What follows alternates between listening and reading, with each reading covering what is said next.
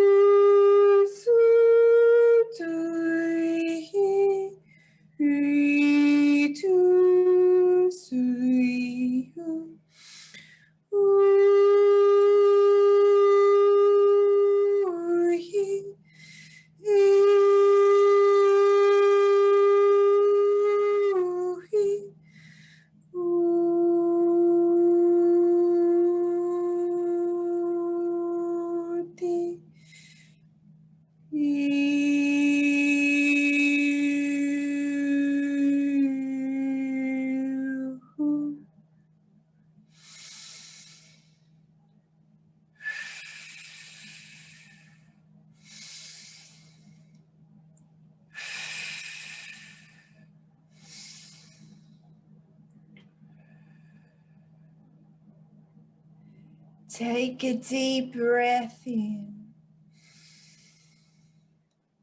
and exhale. As you breathe in life force energy and exhale what no longer serves you. As you breathe and recenter into your heart self, into the portal of all that is. As you breathe into your heart center, visualize a brilliant golden flame.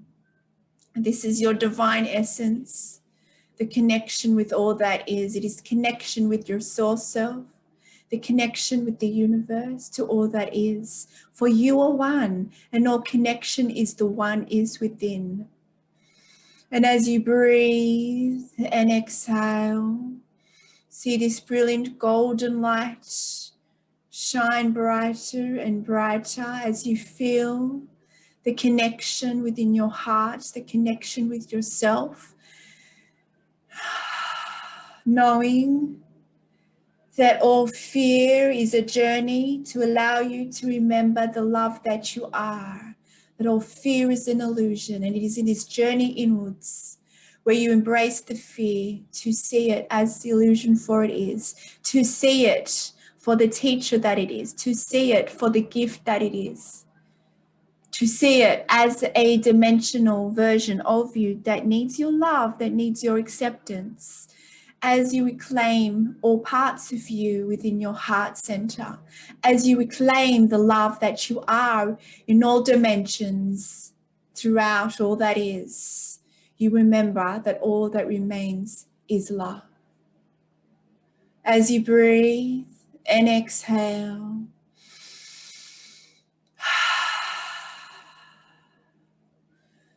visualize roots coming from the bottom of your feet. Now visualize going deep beneath the earth to the heart of Mother Gaia as the roots that connects you, that grounds you in physical form, as you see these roots grow deep within, underneath you.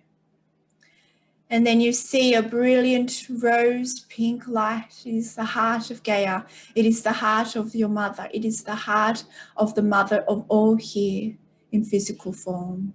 As you breathe, as you exhale,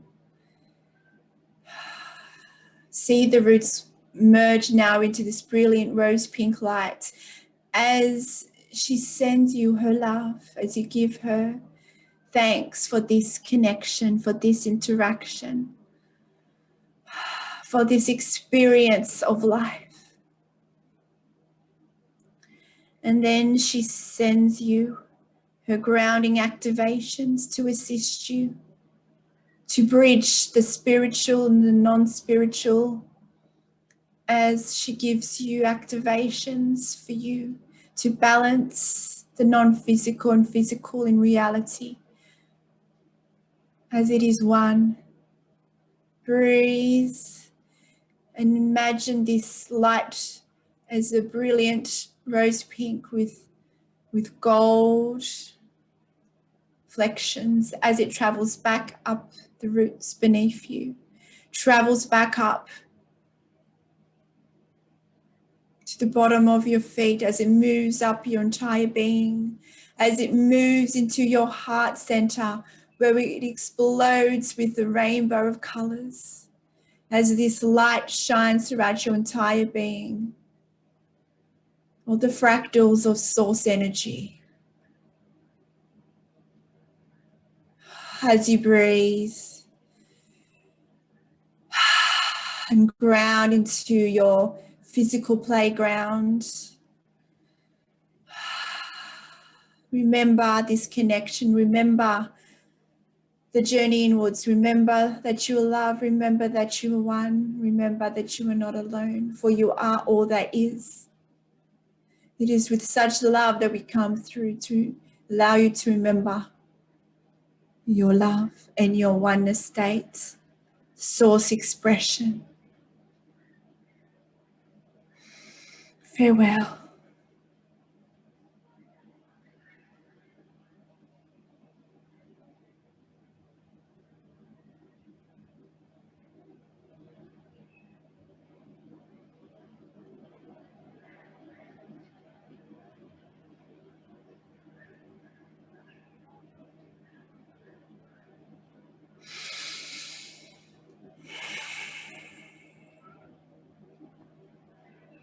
Thank you, Kimberly. Thank you so much.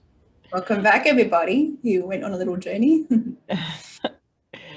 So for those who are watching this video back and you went to the Ascension Roundtable on YouTube to see it live and you couldn't find it, I'm so sorry. I was trying to be a big girl and do this all by myself, setting up a Zoom meeting and a YouTube ahead. And for some reason, it's on Isabelle's personal Zoom link and not on Ascension Table Roundtable YouTube. But Max put the link in the YouTube where people normally go, and I just wanted to apologize. I may do it again. I don't know what I did wrong, so I could replicate the same error until I figure out what I did. But I'm sure my friend Roxanne will help me understand. I thought I was so good at it. All right. Did you do your shadow work? I need to do my shadow work on this manifestation event. All right, so I'll just go a little, just really quickly first. I was just telling you guys how I could always see the positive. A lot of people told me I wore rose tinted glasses. I saw everything as rosy and perfect. And there was, I was always happy, that kind of thing. Well, I really thought that that was good. I really thought staying positive and uplifting, and I love being a cheerleader. I really thought that was great. It wasn't until I began into this ascension that I realized all my emotions, the ones I do not prefer, the ones that I would not allow to be expressed, like for me personally, anger. I wouldn't allow myself to be angry because my mother was angry all the time. And I just thought that was wrong. I judged it as wrong because she was angry and she would flip out and throw cheese and tomatoes sometimes, and every once in a while a chair. And after that anger, she released that emotion, then that's when you got to the heart of something. That's when you could talk to someone. But when they're very angry, you really can't communicate. So I had adopted a belief that anger was wrong. And now I understand that anger is just like a thunderstorm, that it's okay to be angry. It's okay to feel anger. It's okay to express your anger. It's interesting, and I would have to say it's very counterintuitive because I think that missing piece of expressing anger, just so you guys know, because I know there's anger management courses out there, that anger is your trigger to your fear of an inner child trauma. And so somebody might have triggered you, or you were triggered, because you create your own reality. And if you get so angry, it's because you're fearful. And you know, it's a multi-pronged approach. It's very interesting for me, especially somebody who's been really playing in the positive emotions, to allow anger, to allow sadness, to allow frustration and depression to come forth through me as a human, because this is a human experience. And I was basically saying these colors in the coloring box were not the ones that I wanted to color with. So I'm not going to choose them. Accepting all emotions is your superpower.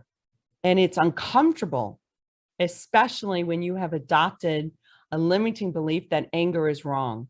You can only imagine how hard it was for me to allow myself to express anger, because God damn it, I was not going to be my mother. And here I find that I had to express anger. which was really, I'm going to say a mind blowing thought. Like, what? This can't be right. This is not spiritual. I thought spirituality was loving and kindness and joy. What? I have to be like my mom? That was so counterintuitive. But I'm going to go around to the panelists to jump in, because I do think it is very counterintuitive. And when we emotionally bypass, meaning we go right into the resolution, the beauty of it, the higher perspective, without feeling those emotions, you don't necessarily have to be express your anger out to somebody else or be abusive. I'm not saying that, but you have to feel the anger. And that doesn't make any sense to me, especially with my belief that anger is wrong, right? But I understand how important it is to recognize my anger, to see it's okay, to not judge it as wrong. Can I do it all the time? No, because I don't want to be like my mom. And so now I'm working on it's okay to be like my mom. So it's like, it's many steps, So that's what I want to have my friends jump in. Who wants to jump in on this?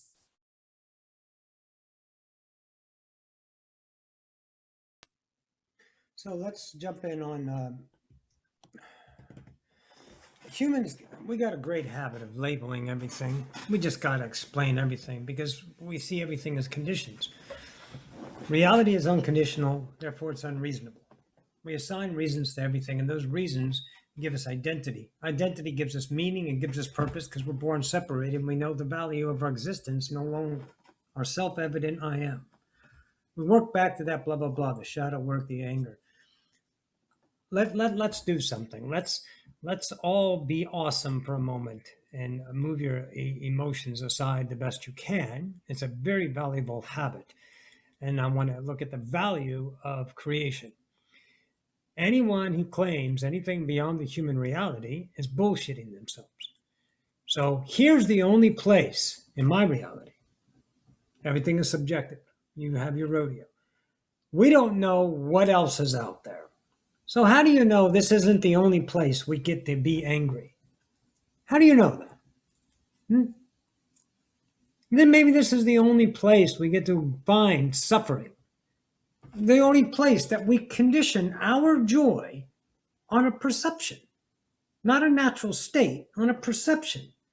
What fulfilled us in acceptance, what fulfilled us in admiration or belonging, connection, because the emptiness is so brutal. And we're fighting every day of our lives, earning people's love, earning people's respect, trying to make ourselves count.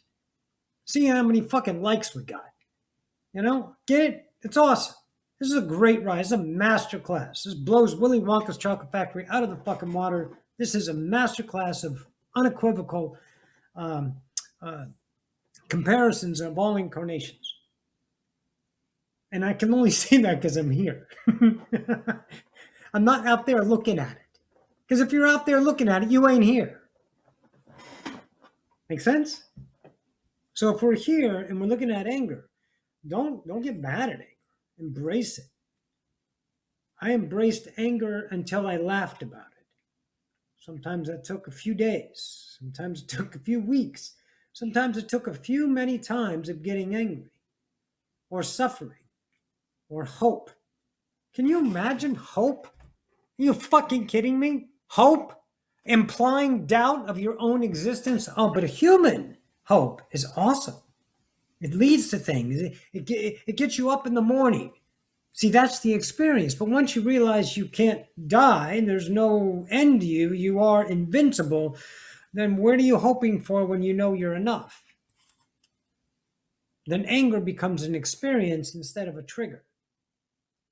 Then hope becomes an experience instead of a reliability. And then we start the journey, the internal journey. Shadow work, call it what you will. But why does it have to be dark? Why does it have to be dark? What the fuck is dark except the point of view? Everything is light. You shape it. You shape the light. It isn't there as a standard. Creation is unconditional. It's nothing until you assign it.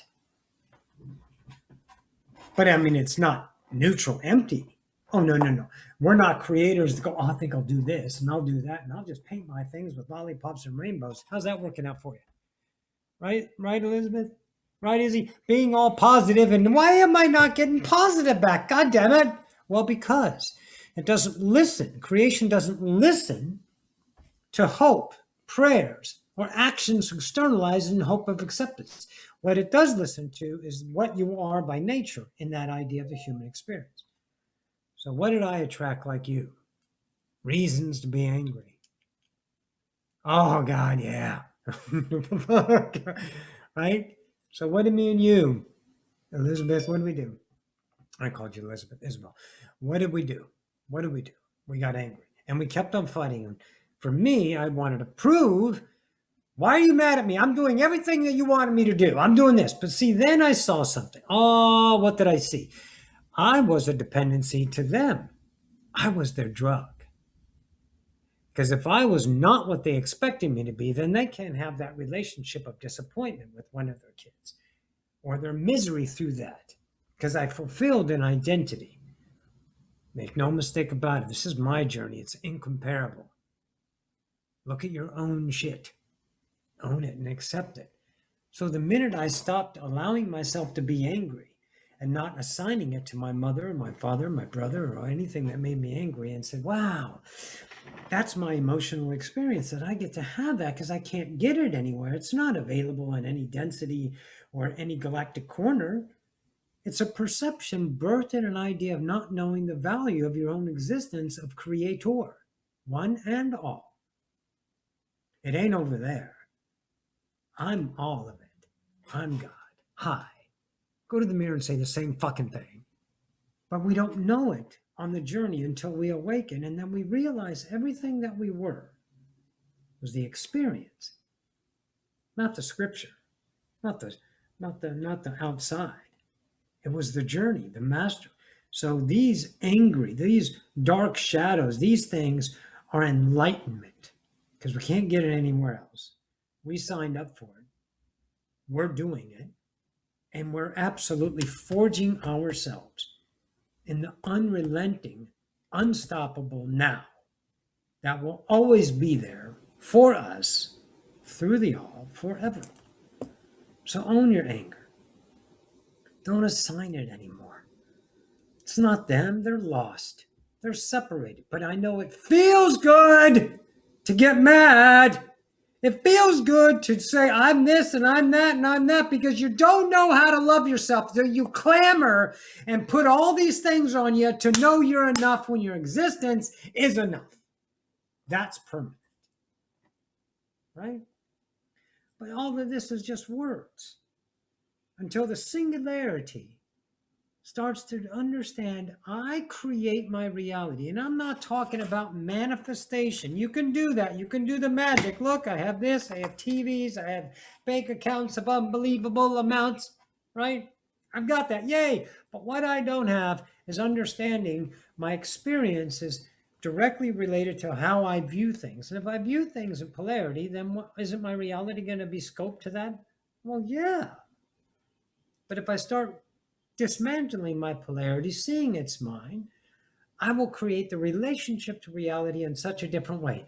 Maybe one day I'll go and I'll be able to manifest an entire new planet or bend a galaxy into an idea of a binary star system now. Maybe I'll do that, but I can't do that now, and nor do I want that appetite, because I don't have to prove I'm awesome. My existence tells me that. So now I'm journeying to know myself. And myself is, how does this make me feel? Is this mine? People can call this journey this, and they can call that that, and I don't need them to agree with me. Because if I'm whole, then I have no lack. And then their experience becomes change for me, but not scripture, experience. It's like, wow, look at the idea of that guy. They're being an asshole. Look at you being an asshole. Have fun with that. I don't need to fix the asshole, and I don't need to fix the preacher. I allow them to be what they are, but I'll tell you what, I'll choose my truth. And if it's so, I'm like, not going to play with you. Puff the magic dragon. I'm over here. I'm focusing and reaping. Sow and reap. My God, look what happens when I energize something. I energize my reality. I keep it alive. Energy follows awareness. Abraham 101. Vortex. It's all simple. Here's a toxic. Nah, I got to get him back. Oh, no, you're wrong. Yeah, I'm going to. Oh, my God. Look, watch me kill you. Bye. I don't focus on them. Then they go somewhere else and find. They'll find their misery. They'll find their hope. They'll find their identity. They'll hide behind a skirt of an identity and a heartbeat because they know no value of their own existence. No one taught them to love themselves. We sure as hell didn't. My generation. I graduated high school in 1985. I'm 54. My generation was nothing about teaching a person to value. It was everything. You're a piece of shit until you earn your way. Every single one of my job, I had to earn my way in there. Because you know what? The generation before did that. But where's the generation? Who's going to answer the call and start to teach people their worth, not their purpose, to explore themselves without the victimization of, you might get it wrong, it'll be a waste of time. Bullshit. Those are belief systems. See them in your kingdom, change them, and allow the generation of change to take hold of their worth, not what they're doing. You know, one thing that says, these kids are so enlightened, and they come in. No, they're not. They're just not getting the shit that we got because we're changing. Therefore, that gives them the opportunity to take up the next idea torch and keep running with it. We got about, what, 2,000-3,000 years left of this thing before, you know, if you're looking at Bashar's timeline of Homo Galacticus birth, the Ascension, we got a long way. But it starts with us. Don't look at what we're not missing because we can go there later. Look at where you are right now and own your shit. Own it and love it and adore it and swim in it. Make it stink on you. Look how awesome I am. I stink of awesome. I'm allowed to do this. I don't need to do that for you. I don't need to do that. I don't want that idea any longer.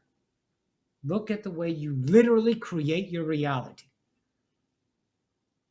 Every day, it's a relationship. I got that from Seth.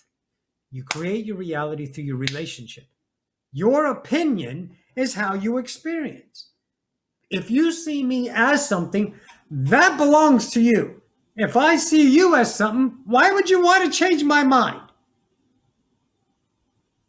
Because you're enough. You're all that is.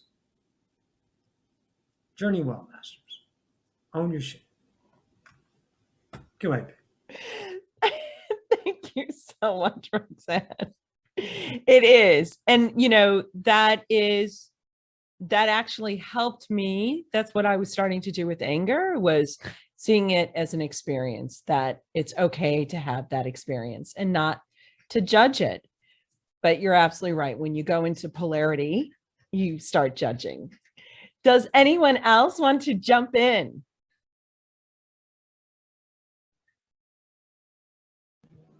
I'll jump in. Why not? Yeah. Own your shit. I love it, Roxanne. Let's put that on a t-shirt. Yeah. So, you know, I you know, and it is common in a lot of, you know, it's spread in this, like what we call as the spiritual community. Very much people, you know, that are into law of attraction. Even then, there's this perception where, you know, just think happy thoughts, you know, and I, you know, I'm aware of that out there, and that's cool. I mean, it's,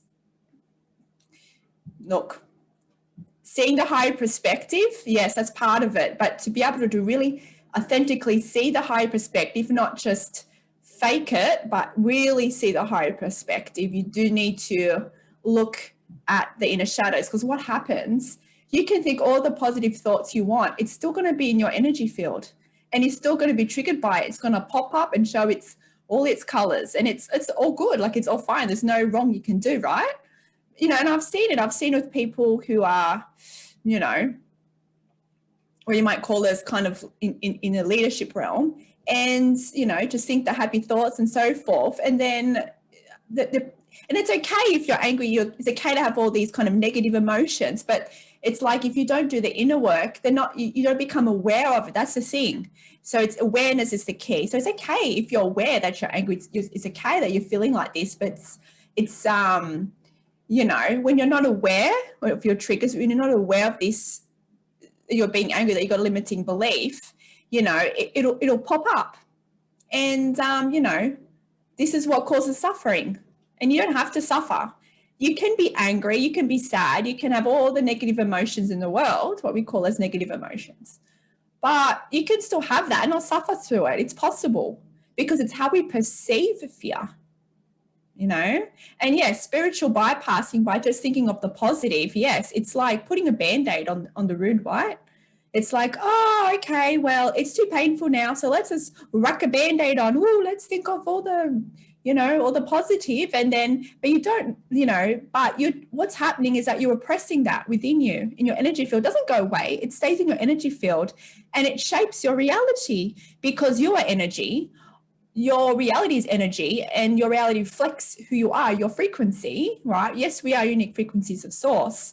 And our beliefs adds to our vibration. So if you don't address certain beliefs, it's okay as well. There's no wrong in that. It's okay to explore reality and fear. Like Roxanne said, there's nothing wrong with it. But I'm just saying, if you want to not suffer, then, well, you know, you're going to have to at some point or another face it. And well, that's what's been happening collectively, as you might know, in the last couple of years, all these worldwide events that's triggering the collective on different levels.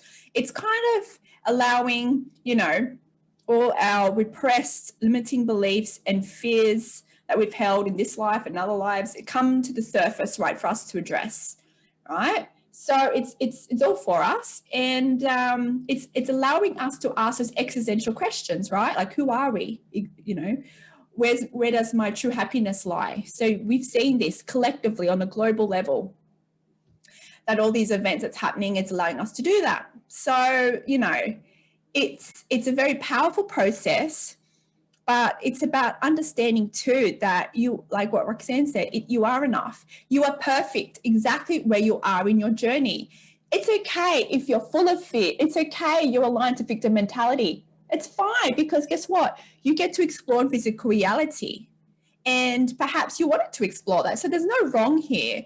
And what I find as well with what we term as, you know, light workers always show us, is that a lot of us, we judge our own journey, right? So if we have the anger, or if we don't think we're far along our path, if we can't see the oneness in our reality, if we don't have manifested $1 million in a bank account, we judge ourselves. We're like, maybe I'm doing something wrong. Maybe I'm, you know, doing law of attraction wrong. So we judge our journey, and then we think we're not enough. We think we're crap. We're doing, you know, but understand that there is high reasons why things aren't in our reality. And sometimes, yes, sometimes we're not meant to have $1 million, because if we were to have $1 million, well, we wouldn't be taking a certain pathway, right? Because guess what? Probably if you have $1 million, you probably like stuff that ain't working, and you know, like you'll probably explore life a little bit differently, right? But, you know, if you have a certain amount of abundance, maybe that it allows you to explore an area where you maybe perhaps you didn't explore before. It's all part of your path here. So it's about, you know, letting go of the attachments to things showing up in your reality. So it's all part of your path. So really it's how you perceive the fear. You can see it as something that you have to suffer through. You can see it through the victim mentality paradigm.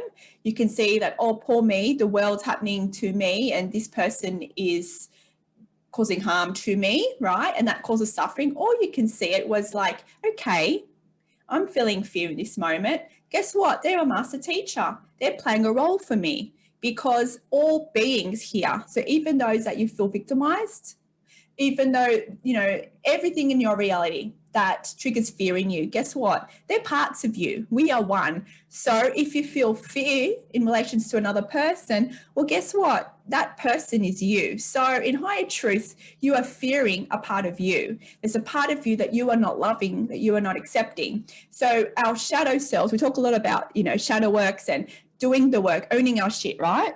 So basically, when we go into fear, that is actually part of us. It's a dimension of us that we have not loved, that we've repressed, right? So it could be a dimension of us when we were a child, could be that part of us that we didn't heal, we didn't transmute and love. Wherever it comes from, it's an aspect of us. So even fear is an aspect of us. So it's not wrong. How can you be wrong? If you are rejecting you that's in fear, you're rejecting you. You're rejecting a dimension of you.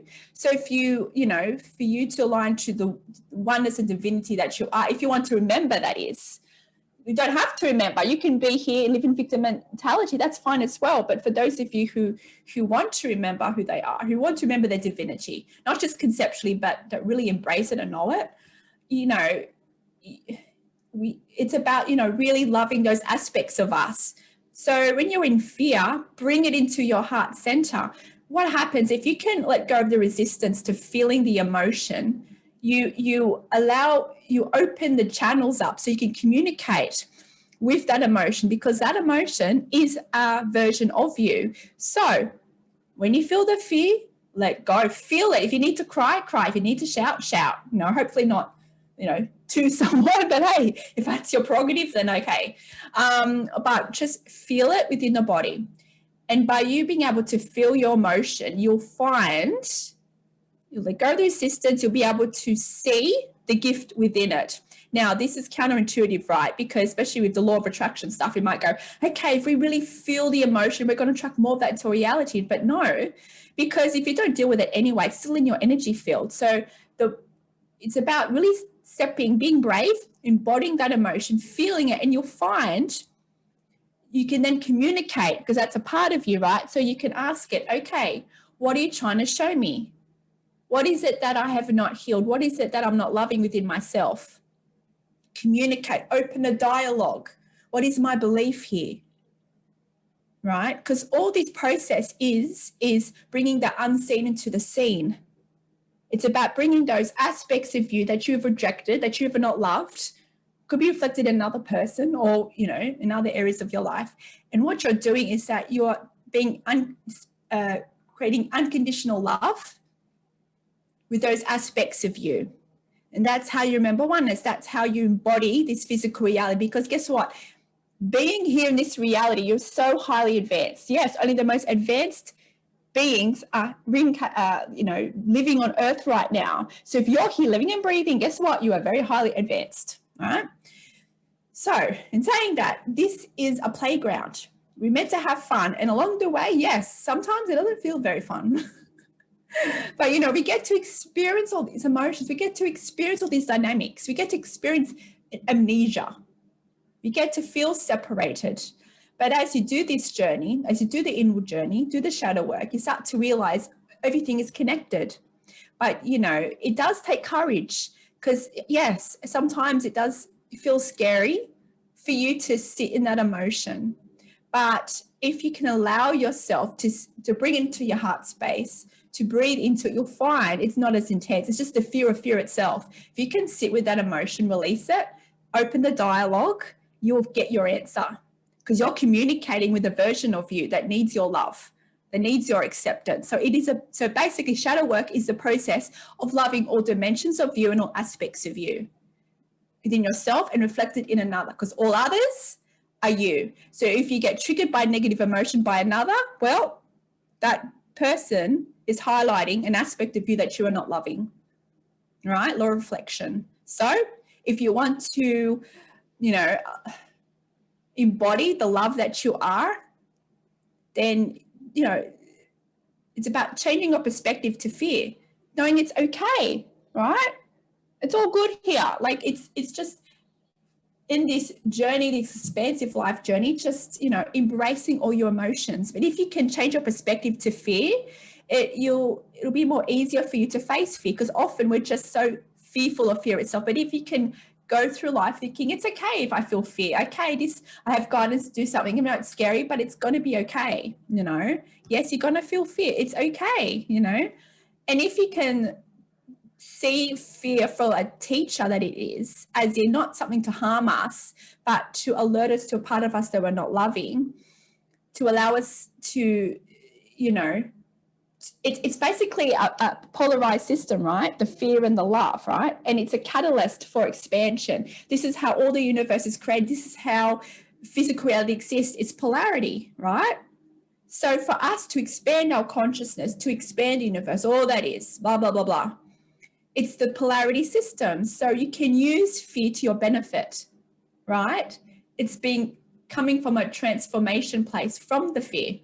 I've experienced in my own life when I've, went through intense fear, and I use that to empower myself. So you don't have to become a victim from fear. It's about how you perceive fear and knowing that it's just here to show you how powerful you are. But you need to believe that you are powerful and that you are worthy. Because no matter where you are in your journey, no matter how fearful you are, no matter how sad and depressed you are worthy and you're enough because you are perfect, because you're a source. How can you not be perfect? Right? So it's about being brave with yourself and stepping into that emotion, communicating with that dimension of you, loving and accepting all aspects of you. When you can do that, you'll be able to more easily accept everything in your reality, right? And you'll start to see more of the connections with the oneness of all that is, right? So it's just one step at a time. And yes, all of us here today, I'm sure, we all go through fear. It's part of the human experience. Yes, we're much more than human, but we're here still in this polarized system, the polarity system, right? So it's okay. It's okay if you go to amnesia and feel fear, and at times you feel connected. Go back and forth. It's okay. We're in this transition here, right? So it's about accepting your journey, no matter where you are, and just embrace life. We're not here to live on this spiritual realm and think of, what's going on in this planet and, the spiritual realm. We are here to experience and embrace physical reality because it's all intertwined here. There's no separation between the spiritual world, the universe, and all that is out there, this universe. Everything is here, right? There's no separation. So it's about really embracing our life here, because this is where we expand, not just ourselves, we expand all the human collective and all that is, and source itself, right? The power is in the now.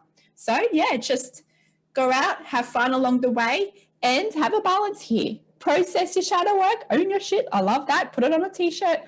But in the same time, have a balance. Process when you're triggered by negative emotion. You don't have to do it 24 hours of the day, right? Do it only when you're triggered by negative emotion, and find the balance. Also find the joy in your reality, right?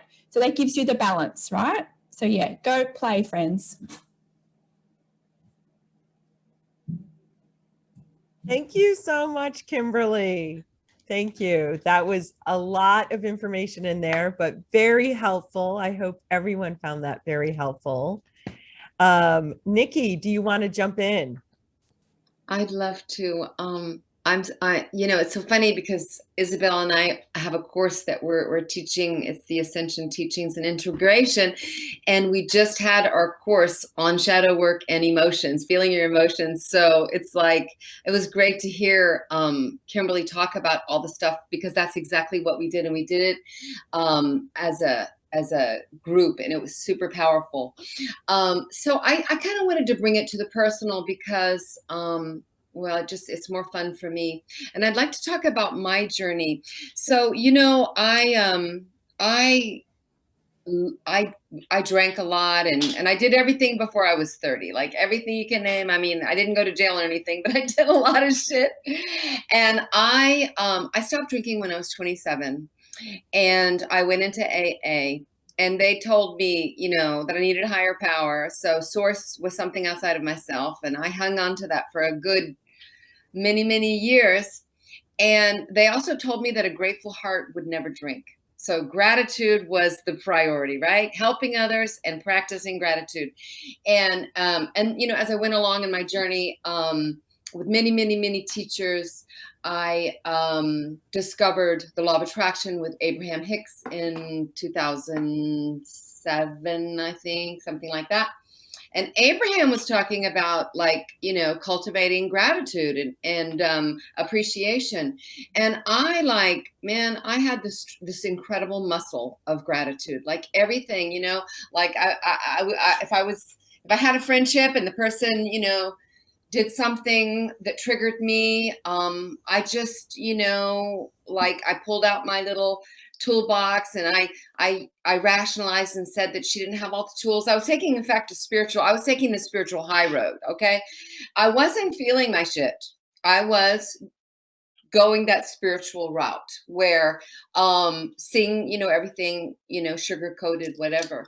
And so what happened to me, and what happens when we don't feel, and remember, as kids, there were so many unsafe situations for many, many of us where we didn't have safe containers to express our emotions, so we suppress them, and they're like stored in our bodies, and so even as an adult, more like suppressing. And I thought, what is wrong with me? Because here I am, I'm 27 years sober, whatever. Now I'm 33 years sober, but in any case, whatever that means, it's an identity. It means nothing. But drink always brought me more suffering. So for today, I choose not to drink. But in any case, what's wrong with me? I'm doing everything right. I'm meditating. I've been doing my shadow work. I'm like practicing gratitude. I'm doing the work, I'm owning it. And, what's the problem? The problem was that I didn't think it was safe to feel negative emotion. So whenever I did feel something scary, or when I tried to shift something about myself, a behavior, I had an awareness. I was like, oh, like I don't have, boundaries around this, or I have a voice. I could actually practice using it. I would stick my foot in the water. So I would attempt to, look at that shadow part and address it. And then I'd get my hand cut off, bit off, or somebody would reject me or abandon me, and I would go into survival mode again. It was like so scary. And what really happened for me that began the big transformation for me, was allowing myself to roll on the floor and wallow and cry and feel it all and know that it was mine and it wasn't anybody else's. And it took a world of rejection for me to understand that I was rejecting myself, because like you said, Kimberly, everything is a reflection. So when I understood that all the things that were happening in my outside reality were reflections of my inner beliefs and thoughts, that was really pivotal for me. And it took a lot of peeling of the onion. I'm very thankful to AA, because AA got me on that process of taking responsibility and looking at my side of the street, as they said. There's nothing wrong with it. It was a great way to start this journey. And so now, we still have that roller coasters of emotion, because this is how the system works. There's still I don't want to say a cesspool, but there's a big like lake of limiting beliefs still that I hold. I find them all the time. Like Izzy and I were supposed to start our course at 8:00, and I wanted to have a little chat with her before. And like, she's like, what's the deal? I thought, it was all good. No, and I had the belief that we should have like a feedback and prep time. And it was a belief that I just made up. And then I got mad at her because she didn't have the same belief. So that's so typical. It's like, there will always be that ego mind, that monkey mind, that's going to tell me things should be a different way. And that's why it's really important to go into my heart space and calm the shit down, feel whatever I'm feeling, allow that to be there, and I've talked about this before, but the thing about emotion is I'm always giving it 2 thumbs up and 2 thumbs down. But, like Roxanne said, emotion is just an experience through our perceptions. So yeah, like Kimberly said, what if our perception of fear was different? And so fear, the definition of fear is anything that that triggers us, that's it's not up there with love, hope, joy, excitement, enthusiasm, all of those upper emotions and vibrations. So the ones that bring us down a bit. And so one thing that was really important for me was to withdraw the judgment. Withdrawing judgment is a really good practice. We call this practicing neutrality, practicing objectivity. But feel it first. And, that's really important, I think. Feel it for yourself, because it's for you. It is information. It's your compass. Your emotions are your guide. This is what Abraham says, and follow the thread. I'm sad. Why am I sad? okay, because this person did that. Yeah, that feels really familiar. Where have I felt that before? Oh, yeah, got a few memories of that one, right? And where does that thread lead me? It leads me to a belief that I established a long time ago when I was trying to survive, right? And so now we've gone, we're still surviving, but we get to play now. We call this playing. In this ascension journey, it's playing, you know? And because we're eternal, we don't have to worry about surviving anymore. So yeah, so where am I now with my emotions? I guess I'm just more allowing, letting them to be, and understanding that you know, when I remember I started working with one teacher and she said, Nikki, you're such a drama queen. You love the intensity of your emotions. And I guess I do. I totally do, because I love the joy. And then when it's really intense and it's like sad or suffering, I have to admit, there's a little part of me that like, oh, this is so intense. You know, I came here for this. This is the roller coaster. It's the roller coaster of the experience of human reality. Thank you. Thank you, Nikki. I agree. I think, you know, for me, I've always been in my head. I have a big heart, don't get me wrong, but I go to my head first to figure out the emotion. Sorry, my dogs are barking. So somebody else jump in and then I'll get back to my point. Yeah, Right. Oh, okay. Go on. Okay, I definitely agree with Nikki. In fact, I feel Nikki. I think that there's a great irony with people who become addicts, is that your setup is exactly the opposite. You're like a fountain of creativity and new life reestablishing itself in all ways that it possibly can. I think in many senses you probably unintentionally trigger your parents and the rest of the society that trains you to suppress yourself. And one of the easiest ways to just fit in is to kill that energy in a negative cycle with addictions. And it just becomes something that, look, I fit in, everything's nice now.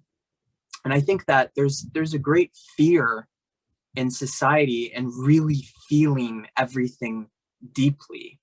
The great pleasure in that is that all the positive emotions are so much more intensified. Every little nuance, every little bit, every thread, it contains such meaning and pleasure and joy. But the heartache is just unbearable for your family and your friends and your coworkers. It's just, they can't deal with it. They'll put you in a corner, and it teaches you very often to do the same thing. But if you think about it, when you're on the toilet taking like the biggest shit of your life and you look down at that sacrilegious act in front of you and smell the awfulness, the curdled hell that you just put beneath you, I mean, you can't really go back to the world honestly and be a professional or be like a father or a mother or like a good boyfriend or a good girlfriend or something like that. You can't be a holy person when you look down at that act and see what you've become and see what you've done, this unholy thing that came out of you. How can you possibly go back to your life and feel like you're a good person? Not after that. So what do? We try to stuff it back up, you know? We try to like suck it back down. We don't want that stuff to come out all over the place, because that's not spiritual. That's not holy. And yet that is the very definition of what it feels like to feel really good when you get that shit out of your system. When you just get that out of there, I guarantee you will never feel better than you feel when that stuff is out of you. When that crap is gone and you feel clean and you feel energized and you feel like jumping around in your naked suit. This is like what it means like to really be holy. It's like that kind of like dirty, shameless child who just can't help but be themselves and connect deeply with every experience, whether it be just a single giggle or a laugh or that shit that just comes out of you, like this amazing experience of just flow, just being in your flow. So you're not holding anything back, you're not constipated, or you're not running. It's just like the perfect amount in the perfect way. And it just is a spiritual experience. And I think that's really the carnal joy that comes with really being spiritual, is that you really recognize and connect and enjoy those physical things, those tangible things, those feeling things, those smelling things, in all the you know, the awfulness and the joy, the pleasure of all those things. And you can't have one without the other, because it's all about feeling. And I really think that when you go through that experience and you stop pushing that stuff away, you really connect with a deeper sense of joy than you've ever been taught by anyone in your own life. And so you automatically become your own parent. You become your own authority. You become the person who trains himself or herself as to how to really connect with like a deeper sense of who you are. And I know from my own personal experience, once you accomplish that impossible feeling that you think is going to kill you, you experience like a deeper sense of life than you've ever known before. You experience excitement when you come up to things that normally you feel terrified about getting into. You start to wonder, what kind of new experience of joy, of pleasure, of just the simple enjoyments of life can I feel after I finally just take this shit and like just get through it, you know? I want to feel that good. I want to feel that deep and that connected to everything I am. And I think that's really just in a nutshell, or like in a toilet bowl, exactly what spiritual bypassing is robbing people of, is that when you really get into it and you really feel that shit like fully, it's out of your system for good. And you're never going to feel as clean and as pure and as enlightened as you do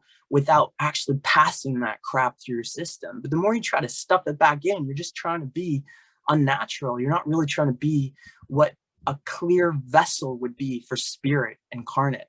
And I think a lot of times we get this idea that, you know, we start thinking holy in a sort of amateur conception of the word, but it's more of like being the professional vessel to allow the conscious awareness of what spirit actually is using this body. I mean, we love it. We get into it. We don't want to suppress it. We don't want to push it away. We want to feel.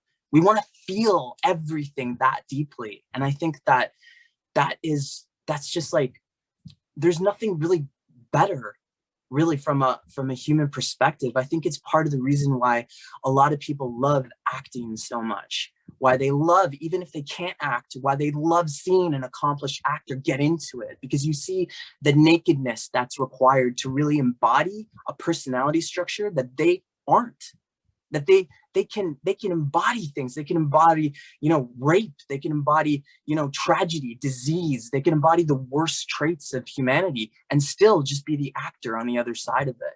And I think that's something that really, that explains like the depth of what that emotion can feel like when it's pure and like uninhibited, unobstructed in our life.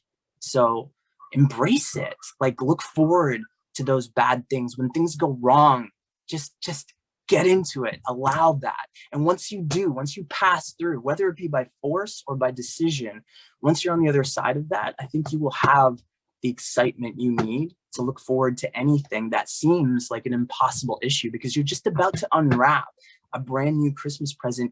You have no idea the kind of pleasure that's behind that. So yeah, just feel everything. Thank you, Summer.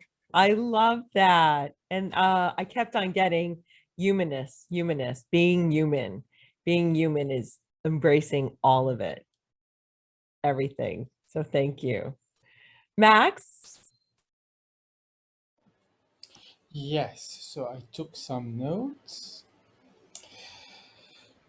Okay, first thing about emotions, human emotions, accepting them and having them in our lives, and being the turmoil of it or being the victory of it, whatever it is. This is what I've learned about human emotions. I have shared this already on my with yeah, with everyone actually. I am part of the Zeta Reticulate hybrid program. And I've started this very early, so as a child. And as it started as a child, the relationship with the Zeta Reticulate was very difficult. Because if you know, the Zeta Reticulate, one of the reasons why this hybrid program exists is because the Zeta Reticulate completely annihilated their emotional body. So when they created this program, the relationship within Zeta Reticulates and humans were horrible. And we went into feeling exploited and feeling mistreated, and where all the mythology of being taken by the aliens and then made all this stuff, etc., etc. Now, that was the beginning. Now we are in a different place. The Zeta Reticulate realigned with their emotional body. Why? Why? They told me why.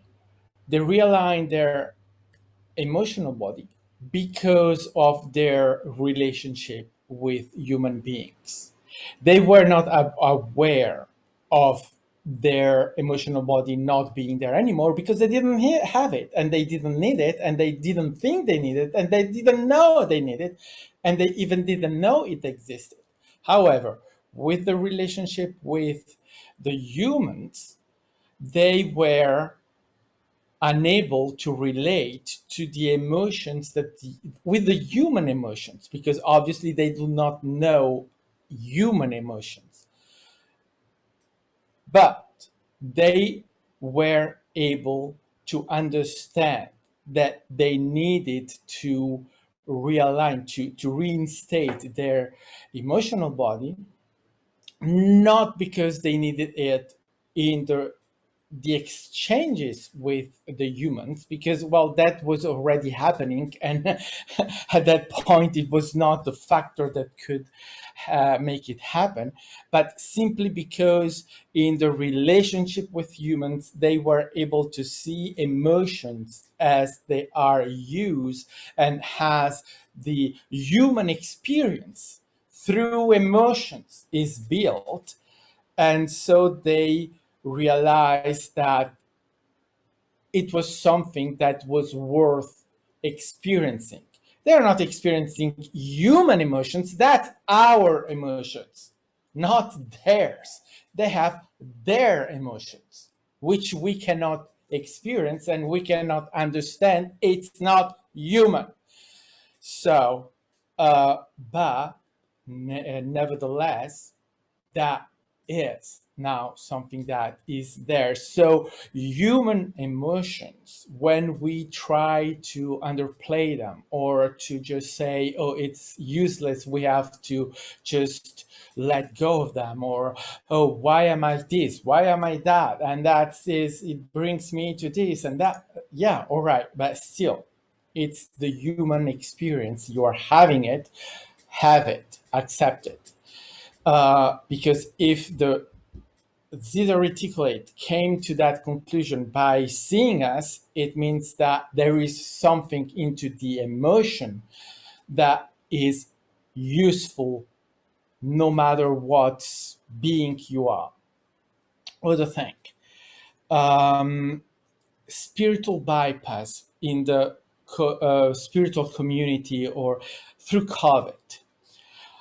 I am spiritual. I am understanding what I am, and I am so powerful. I don't need to go through this shit. I know how creation works. I will not get COVID because it's just for the stupid one that do not know what is happening. Spiritual bypassing, because that's not the experience. The experience is there to be had, even through illness. Illness is part of the human experience. Whether we love it or not, it doesn't matter. COVID is an illness, and the experience is there for all of us. And COVID doesn't give a fuck if you're spiritual or not, and if you know that you are a creator or not. You can go and put it in your whatever. Another spiritual bypass is money, right? And we have touched on that. Why do not I have $1 million right now? Well, because are you using them? No. Then why would you have $1 million? Why? You're not using them. Do you have any use for it? Oh yeah, I know what I will do with a $1 million. Good. You know what you will do. But are you doing it? No. So why should you have $1 million? And by the way, if you are asking the question, you are so much in luck that $1 million will not be there by any chances. So forget it. Just forget it. Now, personal experience.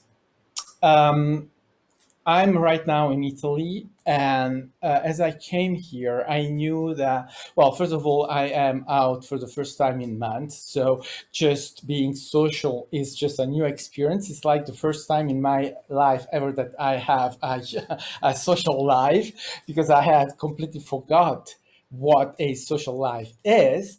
So just being here, going out, seeing people in the street, just down street here, it's the center, and all Italians are in this moment out having a great fun, and it's so incredibly new, but it's a new world, so it's new. But also I knew that coming here and finding friends, but they are family actually, I knew that even just that is triggering. It will be triggering a lot of experiences. And I didn't know how to handle it because, right, it's just the thing that you arrive there and you have no idea. And so it becomes very easy to just be here surrounded by family and just go, oh, whatever. But what happens with family is that family is going to trigger you all the time. There is no stopping it and there is no avoiding it. You're just in it and it's going to happen. So the thing is, are you going to accept the triggering and accept the experience, or are you just going to avoid it and say, oh, well, whatever. They are just idiots being idiots and I am superior to that, and next. And so it's a choice. It's a choice of not bypassing the experience and to just take it and interiorizing it, and then see, as Nikki was saying before, that is a mirror for you in that moment, and that is expressing your acceptance of yourself or not acceptance yourself, your physique, your body. Do I accept my weight, my body, my hair, my nails, my clothes? And they will have comments for all of those things and more. Good. And then you can go and say, oh, right, yeah, they say I'm fat. Yeah, right, I'm fat. Gosh, shit. I'm fat. I stopped eating. Oh, be careful. There is a lot of sugar there. You have already eaten sugar before. Now you are still eating sugar. You're going to be fat and you're ill. And then you're going to die because your heart is not going to take it. It's sugar. And I'm saying it's not sugar. It's just food. You can see sugar. And if you see sugar, there is sugar everywhere. So stop eating. And if you see carbs, there are carbs everywhere. Stop eating because you will have a lot of it every time you eat. But then it's, right? What do you do with someone that is telling you there is a lot of sugar? Yeah. Oh my God, it's horrible. But that's reality, right? You can go. And by the way, who said sugar is bad? Scientists, right? Good. Scientists have discovered that sugar is bad. But when did they discover it? 10 years ago, 15 years ago? And so before 10, 15 years ago, we had, well, Coke. Coke is everywhere, right? With a lot of sugar. So imagine in the 50s, in the 70s, how much Coke everyone was drinking. Did they die? No. But suddenly sugar has become bad. So now everyone is saying, stop eating sugar. It's your choice. But if you then decide that you are fat because of that, well, probably you will become fatter. Because then you just accept to see yourself through those eyes that are not your eyes. But from the moment that you decide that what they say is true, well, then it becomes your own reality, your own eyes. And that's family. Thank you, Max, for sharing your family stories. I understand. My mom is a big trigger for me, and I actually hung out with her for a few hours and she didn't trigger me. And I went, huh, I guess all that shadow work did work. Interesting. So Isn't it? You did a lot of shadow work or work on yourself to handle family, right? Yeah, to handle family. And I am, like, it's weird, but I am really grateful that she's my mom. And I mean that. You can't fake it. I'm really grateful of the role that she played and all the triggering and all the limiting beliefs I adopted. But I also know that I came in with my own vibration and things that I was exploring here. And it was for the experience, right? And it's all for an experience. It's all for expansion. And it's fascinating. This is why I love to study the universe. I love to study the design of the mechanism, So anyways, I hope that was really helpful for all of you. Does anyone, I'm so sorry, the link, I think I know what I did wrong too. But is there any questions, Max, before we wrap it up? No, there aren't questions. Yeah. All right. Well, thank you so much. Who is hosting the next one? Whose turn? Summer? You haven't hosted yet. It's like, I think it's like Roxanne and then Summer. Is it Roxanne next? To go. Yeah, I can. Oh, sorry. I can go if you guys want, because I had I took off because of, I have my thing this week, so I can go next week. Sure. All right, Roxanne, and then Summer, you can be the following week. Yeah. Okay. Yeah. Perfect. All right, I'm going to try to close with my dogs barking in the background. Until then, bye, everyone. Bye, love and light.